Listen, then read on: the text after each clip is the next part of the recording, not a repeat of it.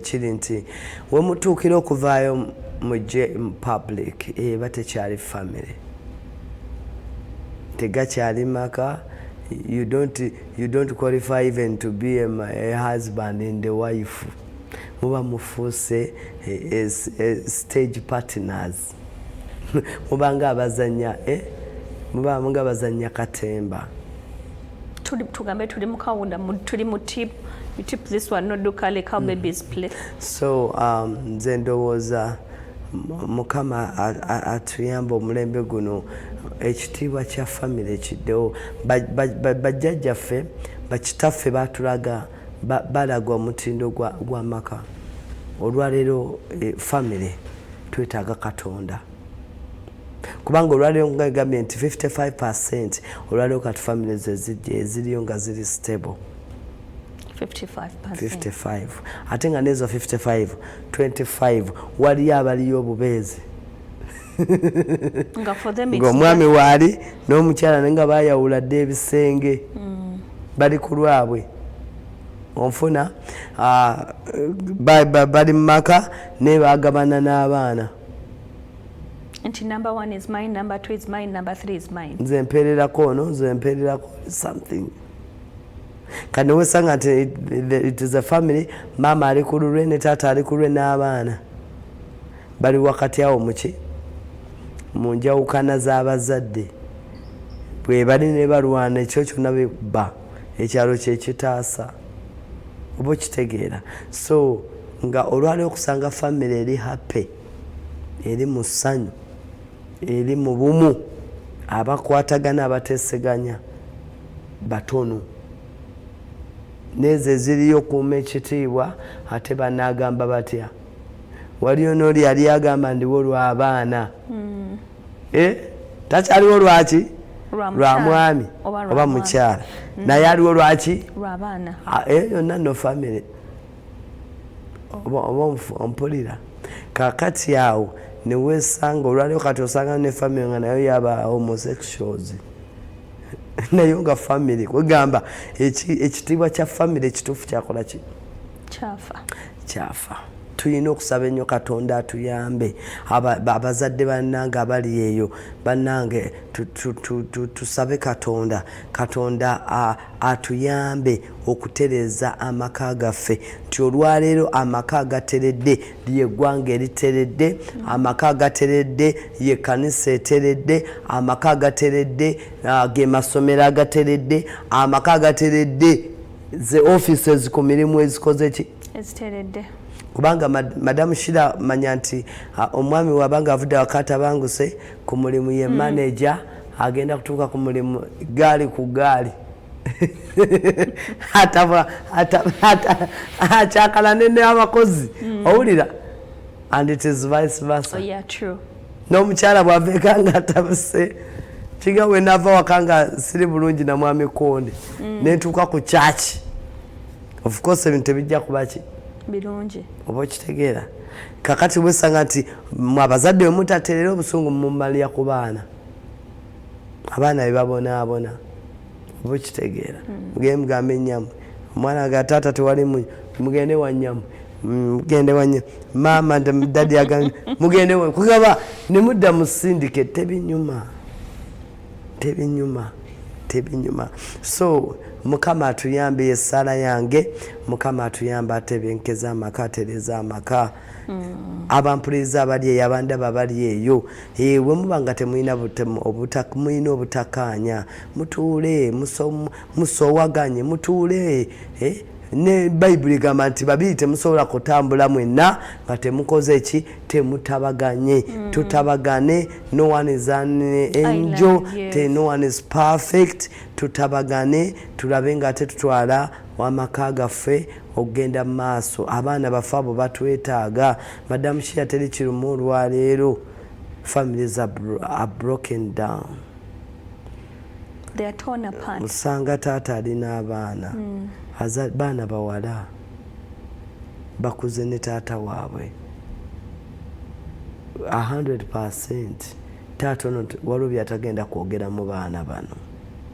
Kakati waliwo nali mu counseling wazite yalidde last Tuesday but 1 omwana muwala najja yajja ne maama we maama yanobadde ali eno Kampala ali nabalala kakati omwana alwala atuuka alwala ekirwadde periods azimalamu omwezi mulamba mwezi bwazimalamu omwezi mulamba omwana ono bwalwala bwagenda periods azirika yeska alwalya ne bamwadimitinga kyokka alina taata ki mama yavaayo ali Kampala eno taata yali ku mwana owulira omwana yaŋŋamba naŋŋamba Musumba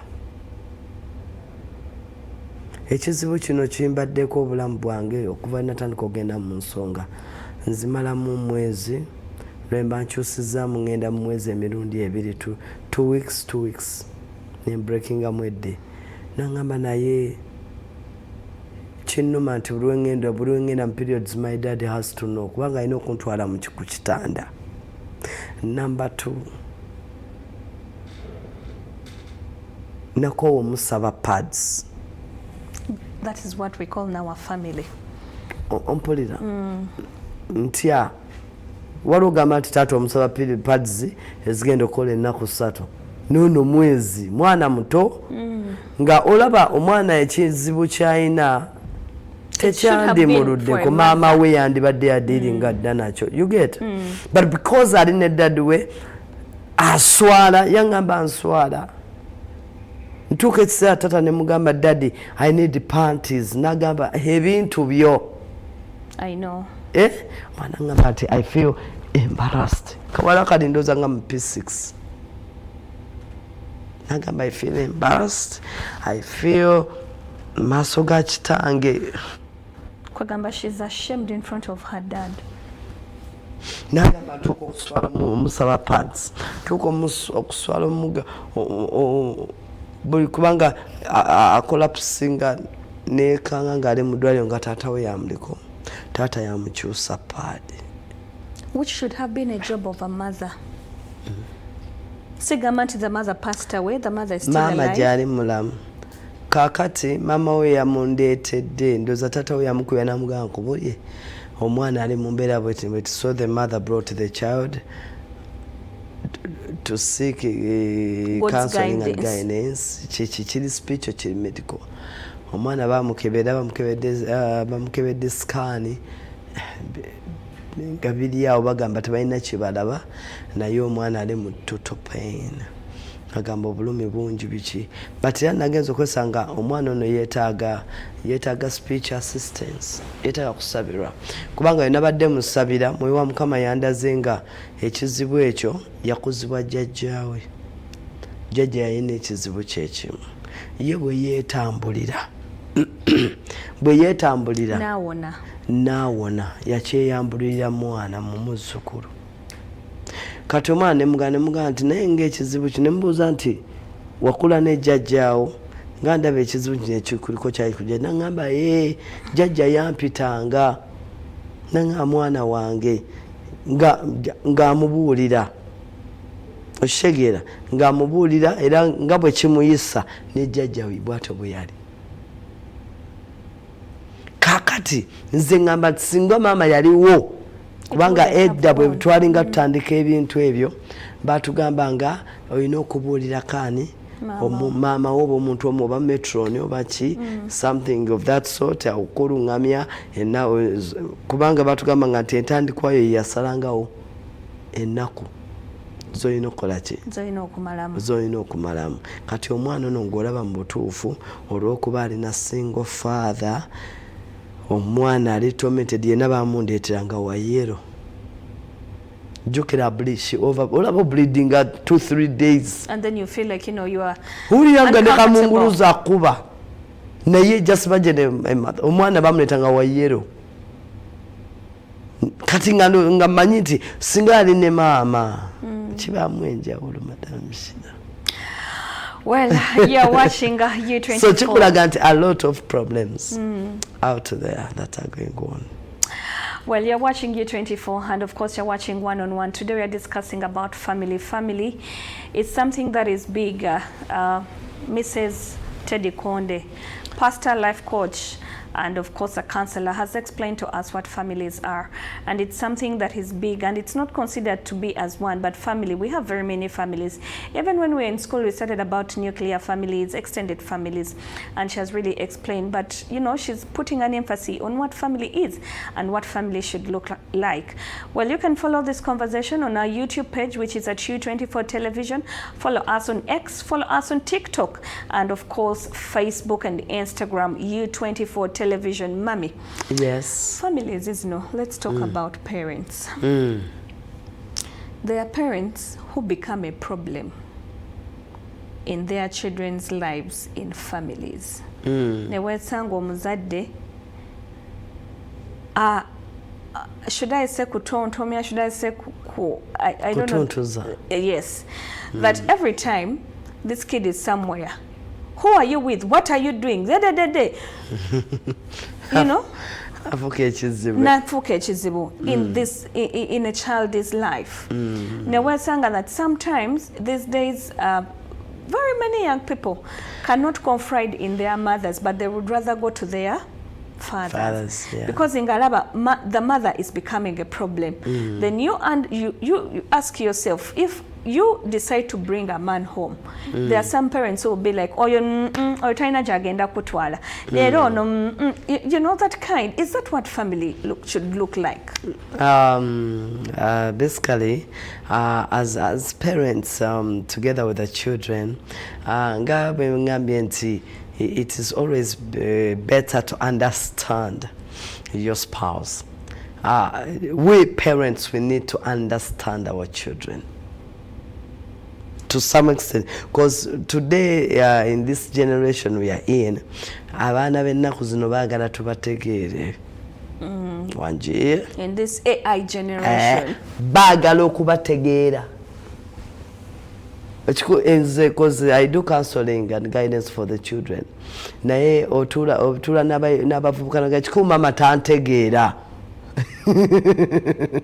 And you see, which is very true. Omwana yagala, you have to, yes. Because you can't be a parent when you don't understand your child. A child would want to come and confront in your mommy. You know, people have issues. People are going through issues. Even we who are above 20, we are hitting in our 40s. We have challenges. Perfect. But if you cannot confide in your parent and talk to them, is that what we should call like a family?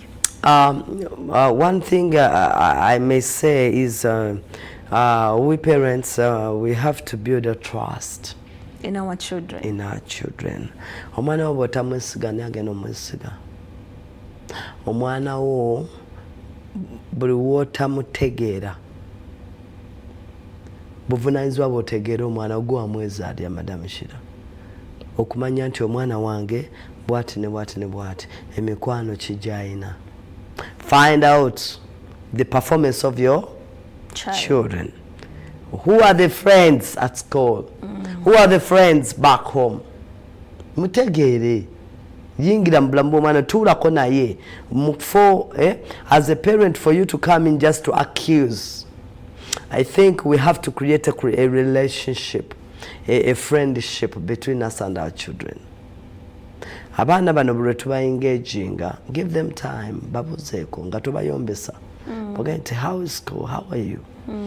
How do you find life? Who is your friend at school? Who is your friend at school? Nange bwe nali mu myaka gyo, I used to behave like this and this and this. How are you finding life? The moment you engage your children, you talk to them. Chikuyamba okwongera okubategeera, they open up. Naye abazadde tetuengaginga baana, tuli kabwanango n'abaana. Abaana olw'okuba tomutegeera biseera omulaba mwana gwe bw'abeera ku simu, mwana gwe oli muyaaye, omugamba muyaaye. Those kind of words. Omwana omugamba muyaaye. Remember these words that you utter upon your children, you know, remain on them. Yes. Kakati abaana otuuka ekiseera nga abaana tebalina nkolagana naawe, si bakwano bo, baana bo si mikwano gyo. Tolina mukwano ku bbaawo, tolina mukwano ku baana. tolina mukwano ku kyalo, tolina mukwano gyokola, tolina mukwano ku muzigo. Kwegamba you are just there gwoli mu nsi. But abaana baffe bandibadde mikwano gyaffe. Abaana baffe bandibadde mikwano gyaffe abazadde. Naffe abazadde abantu twandibadde mikwano gy'abaana baffe. Nti omuzadde buli wobeera mukwano gw'abaana bo, omwana ajja kuengaginga. You'll be part. Omwana najja kulyanga is part of you. Mom is part of me. Ne bw'aba afunye ekizibu. For example, my children, I engage them. They are my friends. They are my friends. Twogera. I have tough love. Baba akoze ensobi, Jorin, do this. But ate ojja tusanga nga muwahaaga tutudde tunyumya gamba akubuulira. She's a person ajja kujaga mami njagala twogeremu. But these days you cannot sit with your parents and talk to. I don't know what happens, Mommy, or whether they are different kind of parents and they are also this kind of parents. That those parents they are seated with their children and they are having a one-on-one. Yes. Omwana namubulia, you see what? This and this is happening. This and this is happening. This man, this one. But there are this also kind of parents, Mommy. Na omwana agezako mugamba, anti kati oyingidde prostitution. You become a problem. You're jumping on one man from another. Kimu kyenyiza ogamba abazadde bannanga abali eyo. Abazadde balowooza nti okukambuwala ennyo. Tusussa obuki. Kakati n'obanga omwana abaana bakuliza mu bukambwe, otaddewo gapu wakati wo n'abaana bo bakutya. They don't respect you, but they fear you. They can't even. They don't respect you. Bakuwa kitiibwa naye bakutya buki. Be baana bolaba nti taata akomyewo ne badduka mu kisenge. Bakutya nti bakuwa ki? Tebayinza kuwa kitiibwa. Be baana bojjosanga banywa enjaga, banywa sigala. They fear you, but don't respect you. Those are two different things. But friendship between you and your children, you'll find your children respecting you. Bakuwa ekitiibwa. And with that respect, that comes with that fear. Bakusamu ekitiibwa, bakutyanga muzadde waabwe. They treat you with that respect. Yes. You get an honor. Kakati fe abazadde abamu tumanyi nti bwe tukambwala ennyo n'ojja waka abaana n'obatuutuza muliko ki n'obavuma busiru wammwe busiru wa kitammwe. You've just arrived in the house, but the house is already on fire. East, west, south, you know. The neighbors are also out there. Awo abaana batuuka ne boononeka Madam Sheila. They get used. Baga oyo maama ne bwoba babulya by'amagezi batuuka ne baga ogenda okulaba nga they side with their father. You get baga oyo maama alina ebizibu bye bakutuuma n'erinnya nabizibu nakadamaze.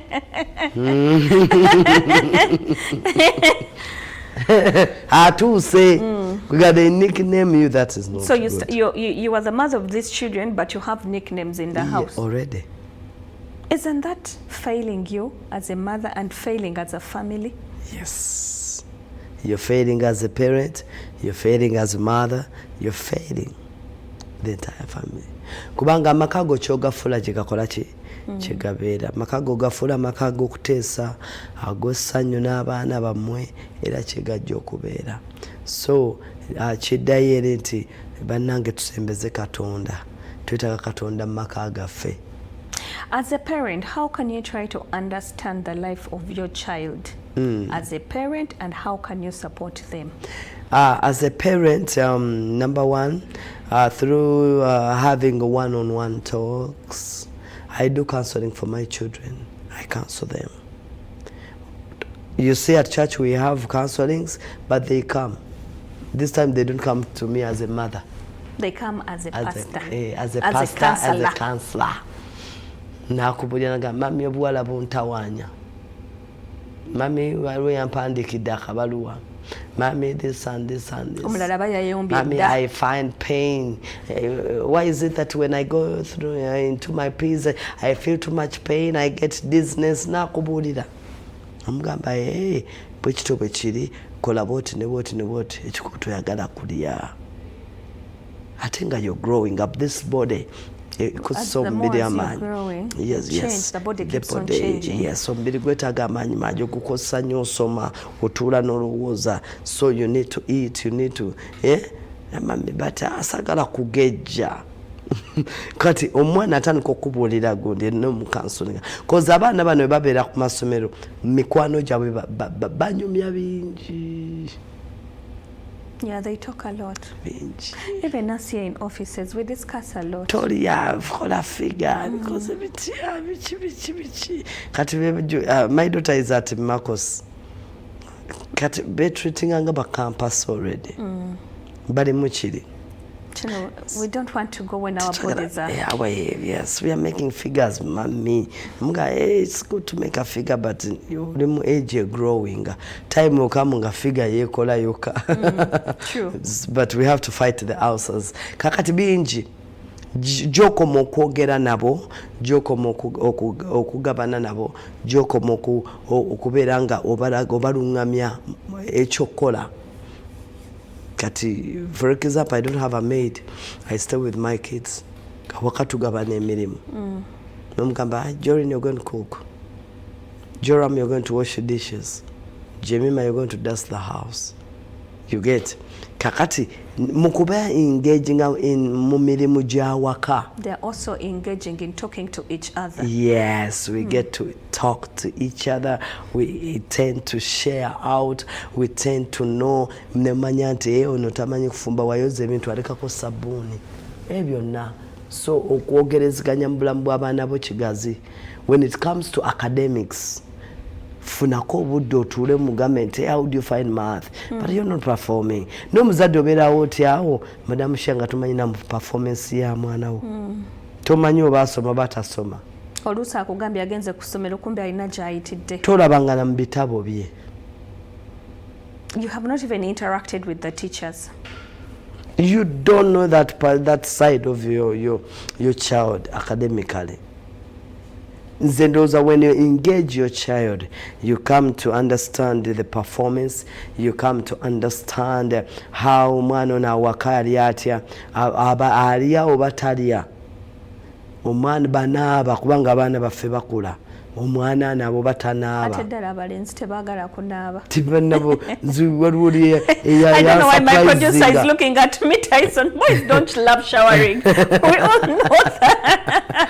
My producer is laughing mutabani wange ka bane bali bamukuba olwali nga mvudde ku church ku Sunday. Ne bamukuba olwali muga mami oyo mugola bayo anaaba Sunday yoka. I came to understanding the boy who bathes on Sunday. Nemugamba Joram chichoyogera nagamba nze mami nkuwadde wino, that is Jesse.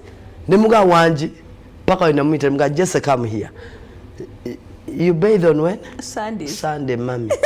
Ngamba katonda. From Monday to Saturday he doesn't shower. Kakati, when you engage your children, yes, you come to understand them more. Otherwise, whatever they nalisima ito mwana na wasad. Paka wena muka kabula mwemboko. Nemugamba sebo. Oh, you know kunaba. I don't know why Tyson was laughing. So, champo budok making a fall up just I know kunaba. Yenga tayagala. Gwesando jimanyi. Anaba lunaku lwagenda ku church. Zino endala zonna nga simanyi titanaaba. But ate bano abalala Joram ayino nti ono ye mumanyi ayagala okunaaba, ono Joram kibaako bubi bwe kibaako anaaba abata tekiriiko. Kikuyamba okutegeera abaana bo. Abaana balwadde alusaza, abaana balwadde endwadde. Omuzadde buli wotayingeginga abaana bo, omwana atuuka n'okubafaako. Mtuusa mdwe niwaga nti kyenda kyesibye nki talya. Nafa, and you lose a child because you've not created friendship and love. Of course. Abaana bafudde, abazadde bafiiriddwa abaana baabwe Madam Shira. Abamu beetugira mu mayumba mu dormitory. Omuzadde nenga tamanyi na mwana ne yeebuuza omwana afudde ki, nenga tatuka taking a step okulaba nga engaging omwana ono na opening up.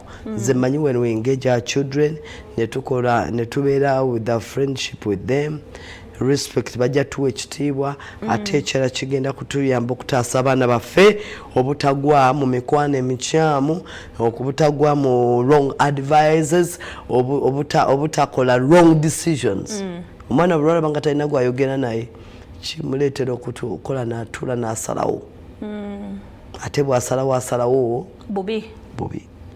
Mami, as you look into that camera, what could be your last words? The topic is big. I think I believe my producer can give us some other day and then we come and conclude this topic. As you look into our camera, so, what could be your last kind words to the parents? Abanda baba abalungi njagala okubebaza mwebale okubanga mutugobera naye abazadde abali eyo mbakubiriza bannange abaana baffe Katonda nga bwe yatwesigisa abaana tuddeyo tulere abaana tubuulirire abaana tuyigirize abaana baffe emirimu. Let us speak into their lives. Talk into your child's life. Eri abaana abobuwala tuzadde abaana abobuwala tubabuulirire gwe omuzadde tokowa kubuulira yogera omulembe gwe tulimu abaana bali anirure tebawulira tebakola ki naye ffe tetukowa kola ki kubuulirira. Nze kimu kyemanyi nti bazadde baffe baatubuulira Madamu Shira omwana ono buli w'omubuulira n'ogenda ng'oyogera n'embulamu ayinza obutabitwala olw'akabuvubuka mutawaanya naye buli w'abanga ayonooneka waliwo something lingers into his mind or her mind but mommy told me ajja genda ayayuka ayonooneka agenda ayende oba azaale oba akola ati oba anywedde omwenge oba akoze ati oba kubya akadanke naye always ajja kujjukirage mami yaŋŋamba okufuna olubuto mami yaŋŋamba siriimu mami yaŋŋamba emikwano emikyamu kidda so abazadde tetukoowa tubulire abaana tugende abaana tusabire abaana baffe abaana tubasabire abaana tubayigirize Katonda abaana tubayigirize Katonda tukiddeyo tubayigirize Katonda ate era n'amaka gaffe tusembeze Katonda Katonda abeere the center of our families tujja kulaba nga ebintu nga bikola ki amaka gali mu Katonda gali mu kunjawulo gosangamu ku mirembe gosangamu okuteesa gosangamu okusaba. A family that prays together lives together, stays together. Thank you so much, Mami Tweyanziza nnyo. Thank you for coming and of course making us understand what families are. Yes. We will have you again. I'll talk to my producers, Hafizo and Tyson, to make sure we can have you. There are other things that we haven't talked about, so I hope we can talk about them and also extend them. Thank you for coming. That Mugambe tumutumidde n'atanaba ndoza kati yanchana Mugambe tumutumidde akati wange tekyali atanaba dadi nkutumidde nnyo mwami Konde webale kundabirira webale kutabira family Solowam batumidde nnyo. Follow me on YouTube mbako ku TikTok ku Mberako live Pastor Ted Konde. Okay, thank you so much, Mami. And Susan, thank you for bringing Mami.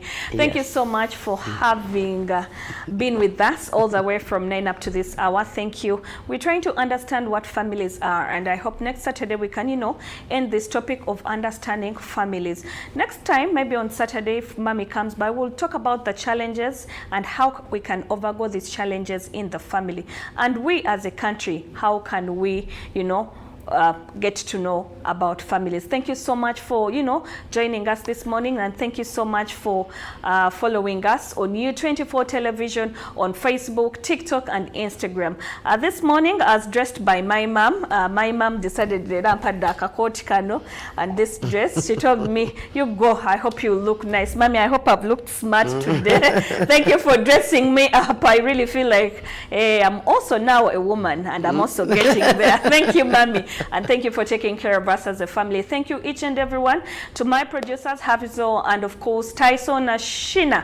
Thank you so much. And of course, the manager of U24, Mr. Ivan Tumukunde. Thank you so much for giving us this opportunity to talk about families. May God bless you. We do this again next Saturday, same time and same hour, right here on U24. God bless you.